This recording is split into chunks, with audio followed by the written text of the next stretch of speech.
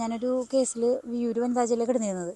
അപ്പോൾ വിയ്യൂരിൽ നിന്ന് കാണാൻ കുറച്ച് പ്രശ്നങ്ങളൊക്കെ ഉണ്ടായിട്ട് അവിടെ മനുഷ്യാവകാശ കമ്മീഷൻ അറിയിച്ചുകൊണ്ട് ഞാൻ അട്ടക്കുളങ്ങര വനിതാ ജയിലിലേക്ക് ട്രാൻസ്ഫർ ആവശ്യപ്പെട്ടിട്ട് അട്ടക്കുളങ്ങര വനിതാ ജയിലായിരുന്നു 2013 അപ്പോൾ അവിടെ ചെന്ന സമയത്ത് കാരനൂർ വധക്കേസിൽ പ്രതി ഷെറിൻ ഉണ്ടായിരുന്നു.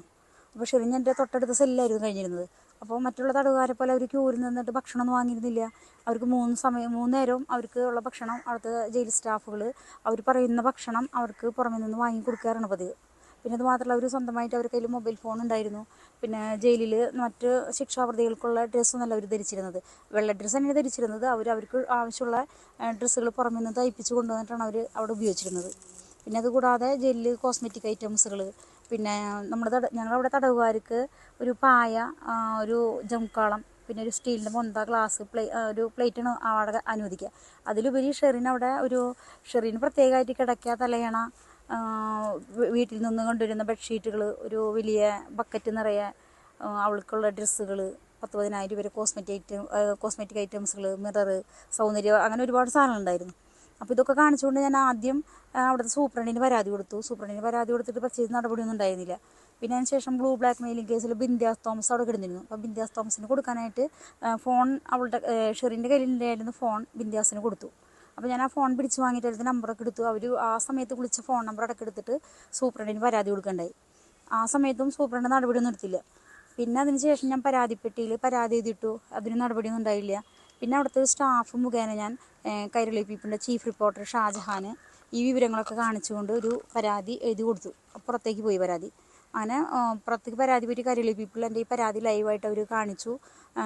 എന്തൊരു പ്രോഗ്രാം ഉണ്ടായെന്ന് തോന്നുന്നു. അതിനെ തുടർന്നിട്ട് സൂപ്രണ്ട് എന്നെ വിളിച്ചിട്ട് വളരെ ദേഷ്യപ്പെട്ടു. കാരണം അവർക്ക് ഈ പരാതിനെ കുറിച്ചല്ല അറിയേണ്ടിരുന്നത്. എൻ്റെ ഈ പരാതി ജയിൽ സൂപ്രണ്ട് അറിയാതെ ഏത് സ്റ്റാഫ് സഹായിച്ചിട്ടാണ് പുറത്തേക്ക് പോയതെന്നാണ് അവർക്ക് അറിയേണ്ടിരുന്നത്. പിന്നെ സൂപ്രണ്ട് പറയാതെ വന്നപ്പോൾ പിറ്റേ ദിവസം സൂപ്രണ്ട് DIG പ്രദീപ് സാറ്, പിന്നെ അവിടുത്തെ വെൽഫെയർ ലക്ഷ്മി മാഡം, ഒരു 3 പേരും കൂടി എന്നെ ചോദ്യം ചെയ്തു. DIG എന്നോട് സ്റ്റാഫിൻ്റെ പേര് പറയാത്തത് കാരണം ഞാൻ ഇനി ജയിലിൽ നിന്ന് ഇറങ്ങില്ല, ഞാൻ അവിടെ തന്നെ കിടക്കുന്നൊക്കെയാണ് അയാൾ എന്നെ ഭീഷണിപ്പെടുത്തിയത്. മാത്രമല്ല, ഈ പ്രദീപ് സാറ് ആഴ്ചയിൽ ഒരു ദിവസം എന്ന് പറയുന്ന പോലെ വൈകുന്നേരം ലോക്കപ്പിന് ശേഷം ഷെറിനെ കാണാൻ വരാറുള്ളൊരു വ്യക്തിയാണ്. ഷെറിനെ ലോക്കപ്പിന് ശേഷം ഒരു 7 മണിക്ക് ശേഷമൊക്കെ ഷെറിനെ ലോക്കപ്പിൽ നിന്ന് ഇറക്കിയാൽ ഒരു 1.5-2 മണിക്കൂറിന് ശേഷമാണ് ഷെറിനെ തിരിച്ച് ലോക്കപ്പിൽ കയറ്റാറ്.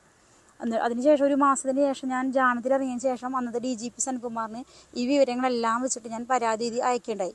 അപ്പോൾ സെൻകുമാർ സാർ എനിക്ക് തിരിച്ചൊരു നോട്ടീസ് അയച്ചത്, അട്ടക്കുളങ്ങര ജയിലിലെ അന്തേവാസികളെ അപമാനിക്കുന്ന തരത്തിൽ ഞാനൊരു പ്രസ്താവന നടത്തി എൻ്റെ പേരിൽ നടപടി എടുക്കുന്നുണ്ട് സാർ അയച്ചു. അപ്പോൾ ഞാനതിന് തിരിച്ച് വിവരാവകാശം വെച്ചത് എന്താണെന്ന് വെച്ചാൽ, ഷെറിൻ കാരനൂർക്ക് ജീവപര്യന്തം ശിക്ഷയോടൊപ്പം തന്നെ 392 എന്നൊരു വകുപ്പ് കൂടി ഉണ്ടായിരുന്നു. അതായത് റോബറി, ഒരു റോബറിക്ക് വേണ്ടിയുള്ള കൊലപാതകം എന്ന് പറയുമ്പോൾ അതിൽ പരോള് 2-3 വർഷത്തേക്ക് കൊണ്ട് തടയുന്നുണ്ട്. കാരണം ആ 392 പ്രകാരം ശിക്ഷിക്കപ്പെട്ടിട്ടുള്ള കാലയളവ് കഴിഞ്ഞിട്ട് പരോൾ അനുവദിക്കാൻ പാടുള്ളൂ എന്നാണ് ജയിലിൽ പ്രിസൺ റൂൾസിൽ അങ്ങനെയാണ് പറയുന്നത്. അപ്പോൾ അതേസമയം ജയിലിൽ 1 വർഷത്തിനകം ഷെറിന് പരോൾ അനുവദിച്ചിട്ടുണ്ടായിരുന്നു. അപ്പോൾ പരോൾ അനുവദിച്ച കാലഘട്ടം തൊട്ട് ഞാൻ വിവരാവകാശം വെച്ചപ്പോൾ സെൻകുമാർ സാറ് എനിക്കെതിരെ നടപടിയൊന്നും എടുത്തില്ല. പകരം 2 ഉദ്യോഗസ്ഥന്മാരെ സ്ഥലം മാറ്റി. ഷെറിന് ഇല്ലീഗലായിട്ട് സൗകര്യങ്ങൾ ചെയ്തു കൊടുക്കുന്നുണ്ട്. സത്യത്തിൽ സൗകര്യങ്ങൾ ചെയ്തു കൊടുക്കുന്നുണ്ട്. സ്ഥലം മാറ്റുമ്പോൾ DIG പ്രദീപ് സാറിനടക്കം ആ ജയിലിലത്തെ 1-2 സ്റ്റാഫിനെ ഒഴിച്ചിട്ട് എല്ലാ സ്റ്റാഫിനെയും സ്ഥലം മാറേണ്ടി വരുമായിരുന്നു, ഒരു താൽക്കാലികമായിട്ട് തൃപ്തിപ്പെടുത്താൻ വേണ്ടി മാത്രം. പിന്നെ ഞാൻ വീണ്ടും വിവരാവകാശം വെച്ചപ്പോൾ സാറിന് അതിന് മറുപടി ഒന്നും തന്നില്ല. പകരം ഷെറിനെ വിയ്യൂർ ജയിലിലേക്ക് പണിഷ്മെൻറ്റ് ട്രാൻസ്ഫർ കൊടുത്തു. പിന്നെ ഷെറിന് ഇവിടെ വന്നിട്ട് വിയ്യൂർ ജയിലിൽ വന്നിട്ട് ഉദ്യോഗസ്ഥർക്ക് കൈക്കൂലിയൊന്നും കൊടുക്കാൻ നടന്നില്ല. ഇവിടെ സെല്ലിൻ്റെ അവിടെ നിന്ന് ഓഫീസിലേക്ക് നടക്കുന്ന ദൂരം, ആ ദൂരത്തേക്ക് വെയിലിൻ്റെ അസ്വസ്ഥത കാരണം അവൾക്ക് അവിടുത്തെ ജയിലിലത്തെ ഡോക്ടർ കൊട എഴുതി കൊടുത്തു, വെയിൽ കൊള്ളാതിരിക്കാൻ വേണ്ടിയിട്ട്. എന്നിട്ട് വീണ്ടും പരാതിയൊക്കെ കൊടുത്തു ഞാൻ. എന്നിട്ട് പിന്നെ ഇവിടെ നിന്ന് മാറിയതിന് ശേഷം എനിക്ക് ഡീറ്റെയിൽസ് ഒന്നും അറിയില്ലായിരുന്നു. ഇപ്പോഴാണ് പത്രത്തിൽ വായിച്ചത് ഷെറിനെ 14 വർഷത്തെ കാലയളവായിട്ട് ജയിലിൽ കിടക്കുന്നത് കൊണ്ട് അഡ്വൈസറി ബോർഡിലത്തെ സരള മാഡം അവരെ വിട്ടയക്കാനുള്ള ഓർഡറുകൾ കൊടുത്തിരിക്കുന്നു. പിന്നെന്താ, ഗവർണർ ഒപ്പിന് വേണ്ടിയിട്ടുള്ളൊരു കാലതാമസമുള്ളൂ എന്നൊക്കെ. കാരണം അപ്പം വെച്ചാൽ 19-20 വർഷത്തിലേറെയായിട്ട് അവിടെ 5-6ഓളം സ്ത്രീ തടവുകാർ കിടക്കുന്നുണ്ട്. പിന്നെ റെമിഷൻ, ജയിലിൽ നിന്നുള്ള റെമിഷൻ പ്രകാരം ഇറങ്ങാന്ന് പറഞ്ഞാൽ ജയിലിൽ ഇത്തരം പെരുമാറ്റ ദൂഷ്യം ഉണ്ടാകാൻ പാടില്ല, കേസുകളൊന്നും ഉണ്ടാക്കാത്ത പ്രതികൾക്കാണ് ഇറങ്ങാനായിട്ടൊരു മുൻഗണന. അങ്ങനെ വരുമ്പോൾ ഈ 19 വർഷത്തിൽ കൂടുതലായിട്ട് ഒരു ബിനിതാകുമാരി എന്നിട്ടൊരു പ്രതി അവിടെ കിടക്കുന്നുണ്ട്. അവർക്ക് 2 കണ്ണിന് കാഴ്ച പൂർണ്ണമായിട്ട് നഷ്ടപ്പെട്ട അവസ്ഥയിലാണ് ആ സ്ത്രീ.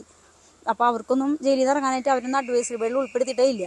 അപ്പോൾ മാനസാന്തരം വന്നൊന്നും ഇപ്പോൾ ഈ ജയിലിൽ ഉപദേശക സമിതി സരള പറയുന്നത്. എന്ത് മാനസാന്തരം വന്നതെന്ന് എനിക്കറിയില്ല. ഇപ്പം നല്ല നടപ്പെന്ന് പറയുമ്പോൾ ജയിലിൽ ഫോൺ ഉപയോഗിക്കുക, ജയിൽ ഉദ്യോഗസ്ഥരെ ഭീഷണിപ്പെടുത്തുക, സ്വന്തം വസ്ത്രം വരെ ജയിലിലത്തെ മറ്റു തടവുകാരെ കൊണ്ട് കഴിയിപ്പിക്കുക, സ്വന്തം പ്ലേറ്റ് കഴിക്കുക, ജയിൽ ഉദ്യോഗസ്ഥരെ കൊണ്ട് അവർ പോക്കറ്റിൽ നിന്ന് പൈസ ഒളിപ്പിച്ചിട്ട് 3 നേരം പുറമെ നിന്നുള്ള ഭക്ഷണം കഴിക്കുക, ഇതൊക്കെയാണ് നല്ല നടപ്പെന്ന് വെച്ചാൽ വളരെ കുറച്ച് പേരാണ് അഡ്വൈസറി ബോർഡിൽ വെക്കാൻ പറ്റുള്ളൂ.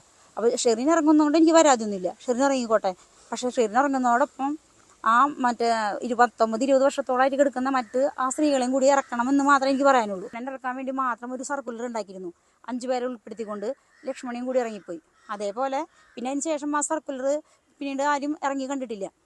അതേപോലെ ഇതിലിപ്പോൾ ഷെറിനെ മാത്രം ഇറക്കാനായിട്ട് ഒരു മന്ത്രിസഭാ യോഗം കൂടി. ഇതിൽ പാർട്ടീനൊന്നും ഞാൻ ഇടപെടുത്തില്ല, കാരണം പാർട്ടി അറിഞ്ഞിട്ടായിരിക്കില്ല ഇത്തരം തെണ്ടിത്തരമൊക്കെ നടക്കുന്നത്. പാർട്ടിയിലുള്ള വ്യക്തിപരമായ ചിലരുമായിട്ടുള്ള അടുപ്പ് മുഖേനയാണ് ഇത്തരം കാര്യങ്ങൾ ഉണ്ടായെന്ന് വിശ്വസിക്കുന്നത്. ഉദ്യോഗസ്ഥരെല്ലാവരുമായിട്ടില്ല, DIG പ്രദീപ് സാറായിട്ട് അവർക്ക് വഴിവിട്ടപ്പോൾ എന്തായാലും ഉണ്ടായിരുന്നു. കാരണം ഷെറിൻ തന്നെ എന്നോട് പറഞ്ഞിട്ടുള്ളതാണ്, ഈ മൊബൈൽ ഫോൺ ഇഷ്യൂവിൽ ഞാൻ പരാതി കൊടുത്തപ്പോൾ എന്നോട് പറഞ്ഞത്, സുനിത നീ എൻ്റെ പേരിൽ പരാതി ഇഷ്യൂ ആക്കരുത്, ഇതിന്ന് പിന്മാറണം, എന്നെ ജയിലിൽ നിന്ന് ഇറക്കാൻ സഹായിക്കാം, എനിക്ക് സാമ്പത്തിക സഹായം നൽകാം. കാരണം ഷെറിൻ പ്രദീപ് സാറായിട്ട് വളരെ അടുപ്പത്തിലാണ്, അവർ ശാരീരിക ബന്ധത്തിൽ വളരെ ഉണ്ടായിട്ടുണ്ട്. അതുകൊണ്ട് പ്രദീപ് സാറ് ഒരു പ്രശ്നം ഷെറിൻ ഉണ്ടാക്കില്ല, എന്നോട് പിന്തിരിയാനാണ് ഷെറിൻ അക്കാര്യത്തിൽ പറഞ്ഞിട്ടുള്ളത്. ഷെറിൻ എനിക്ക് എന്ത് ഹെൽപ്പും ചെയ്യാൻ പറഞ്ഞിട്ടുള്ളതാണ്. ഇപ്പോൾ എൻ്റെ കയ്യിൽ വ്യക്തമായ തെളിവുള്ളതാണ്, വിവരാവകാശം വെച്ചതിൻ്റെ വന്ന് ഞാൻ പരാതി 10 വർഷം മുമ്പ് കൊടുത്തതിൻ്റെ ഒക്കെ തെളിവുകൾ എൻ്റെ കയ്യിലുള്ളതാണ്. ഇപ്പോഴും എനിക്ക് ഈ പത്രക്കാരെ സമീപിക്കുന്നതിന് പകരം ഈ വിവരങ്ങൾ പുറത്തേക്ക് വിടുന്നതിന് പകരം എനിക്ക് അവരോട് പൈസ വെച്ചാൽ എനിക്ക് പൈസ കിട്ടും. പക്ഷേ എനിക്ക് അവരുടെ പൈസ വേണ്ട. കാരണം ഇപ്പോൾ ഷെറിന് രാഷ്ട്രീയ സ്വാധീനമുണ്ട്, പണമുണ്ട്, സൗന്ദര്യമുണ്ട്. ഇതൊന്നും ഇല്ലാതെ അവിടെ കിടക്കുന്ന തടവുകാരുണ്ട്. ഷെറിൻ്റെ മകന് ഷെറിൻ ഇറങ്ങിയിട്ട് വേണ്ട, ഷെറിൻ്റെ സംരക്ഷണത്തിൻ്റെ ആവശ്യമില്ല. കാരണം അവൻ്റെ അച്ഛൻ്റെ വീട്ടുകാരുടെ കൂടെ അമേരിക്കയിലാണ്.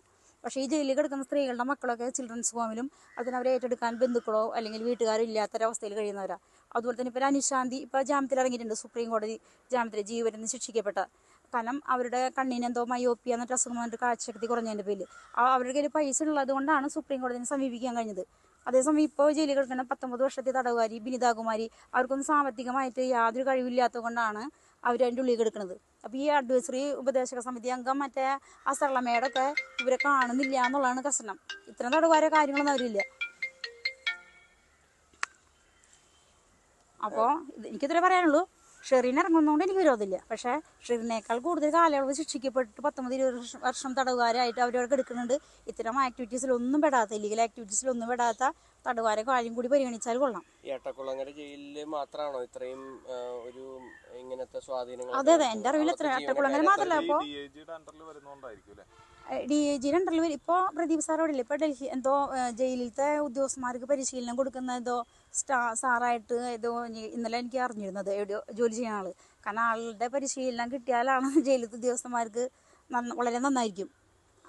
ഇതിപ്പോ അവിടുത്തെ ഈ പ്രദീപ് എന്ന് പറയുന്ന ഉദ്യോഗസ്ഥൻ മാത്രമാണോ അതോ അവിടുത്തെ ജയിലിലെ മറ്റു ഉദ്യോഗസ്ഥർ? ഇല്ല, ഈ വനിതാ ജയിലിൽ ഉണ്ട്. ജയിലിലത്തെ ഉദ്യോഗസ്ഥന്മാർ ആണായിട്ട് ഇപ്പോൾ DIG പ്രദീപ് സാർ മാത്രമേ വരാറുള്ളൂ.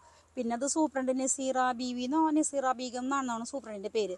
പിന്നെ അവിടുത്തെ ഒരുവിധം സ്റ്റാഫൊക്കെ സലീൻ കുമാരി, സരസ്വതി, ഇവർക്കൊക്കെയാണ് പണിഷ്മെന്റ് ട്രാൻസ്ഫർ കിട്ടിയത്. ഞാൻ പരാതിപ്പെട്ടിട്ട്. ഇവരൊക്കെ പൈസയാണോ വാങ്ങിയിട്ടുള്ളത്? പൈസ തന്നെയാണ് വാങ്ങിയിട്ടുള്ളത്.